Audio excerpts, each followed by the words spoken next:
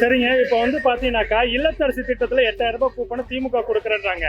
BJP காரங்க வந்து சொல்றாங்க, யாராவது ஏழைகள் வந்துட்டு இறந்து போயிட்டாக்கா அவங்களோட ஈம காரியங்களுக்கு 10,000 ரூபாய் கொடுக்குறேன்றாங்க. ஈம காரியத்துக்கு கொடுத்து என்ன பிரயோஜனம்? சாவப்போ செத்துட்டவனுக்கு கொடுத்து என்ன பிரயோஜனம்? வாழறவனுக்கு கொடுக்கணும் நினைக்கும். சரிங்களா? இப்போ என் வீட்டில் ஒரு பொருள் இல்லை, பணம் இல்லைன்னு நான் பணத்துக்கு கஷ்டப்படுறேன், என் பணம் தான் கொடுக்கணும். நான் செத்த பிறகு கொடுத்தேன், அப்புறம் யார் வாங்க? இப்போ இல்லத்தரசி திட்டத்தில் வந்து பார்த்தீங்கன்னா 8000 ரூபாய் கூப்பன் கொடுக்குறேன்னு சொல்லியிருக்கிறாங்க. இன்னைக்கு பிஜேபி காரங்க ஒரு ஸ்கீம் சொல்லியிருக்கிறாங்க.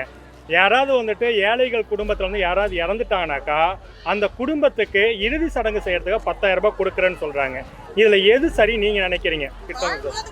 நம்ம அதை பயன்படுத்த முடியும், இறந்ததுக்கு அப்புறம் கொடுத்து அதை நம்ம பயன்படுத்தலாமா? அது யூஸ்ஃபுல் இல்லை நமக்கு. மக்களை தேடி மருத்துவ வசதிகள் வந்து வயசானவங்களுக்கு 45 வயசுக்கு மேலே இருக்கிறவங்களாம் பிபி சுகர் இருக்கிறவங்களாம் வீடு தேடி வந்து பிபி சுகர்லாம் செக் பண்ணுறாங்க. அவங்களாம் வீடு தேடி வந்து மாத்திரை கொடுக்குறாங்க.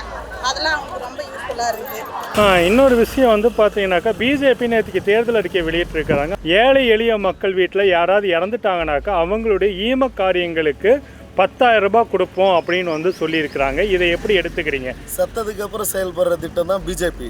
அந்த பிஜேபி எல்லாம் ஒரு நாளும் தமிழ்நாட்டுக்குள்ள வர முடியாது. இப்போ சிஎம் சொல்லியிருக்கிற இந்த 8000 ரூபாய் இல்லத்தரசி திட்டம் வந்து பார்த்தீங்கன்னாக்கா எந்த அளவுக்கு வந்துட்டு உங்களுடைய தொகுதியுடைய உள்ளூர் வியாபாரத்துக்கு உதவும் நினைக்கிறீங்க? சிஎம் அறிவிச்ச திட்டம் பார்த்தீங்கன்னா மகளிருக்கு ரொம்ப அதிகமானாலும் அந்த உள்ளூர் வியாபாரம் ரொம்ப பெருகும்.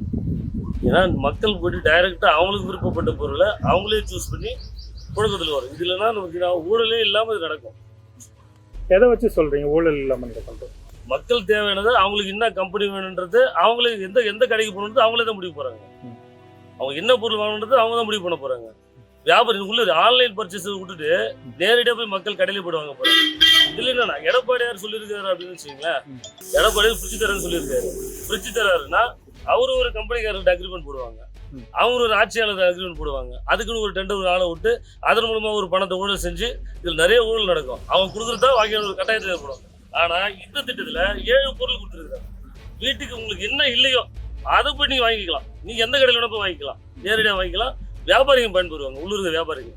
இதனால வியாபாரிகளுக்கு அதிக பயனீடு, முதலீடு அதிகம். தமிழக மக்கள் வந்து ரொம்ப தெளிவாதான் இருப்பாங்களே தவிர்த்து இது அயோத்தி மாதிரி ஆக்கலாமே, இதுல என்ன தவறுன்னு கேக்குறாருன்னா அப்ப அவர் எந்த அளவு இவருக்கு அறிவு இருக்கு நயினார் நாகேந்திரன் அவர்களுக்குன்னு இதுலயே மக்கள் தெளிவா புரிஞ்சிருப்பாங்க. அப்ப நீங்க என்ன சொல்ல வரீங்க? நேரடியா நாங்க அப்படிதான் பண்ணுவோம், நாங்க பிஜேபியை உள்ள நுழைக்கிறதுக்கு RSS மூலமா எல்லா காரியங்களையும் நாங்க இதெல்லாம் வந்து ஒரு சின்ன விஷயங்கள் அப்படியே குட்டி குட்டியா அரிச்சு அப்படியே பெரிய பூதாகரமா ஆக்கி அதுல ஒரு சந்தோஷப்படுறதுதான் பிஜேபியோட நோக்கம். என்னன்னா தமிழக மக்களுடைய நிம்மதியை கெடுக்கும்.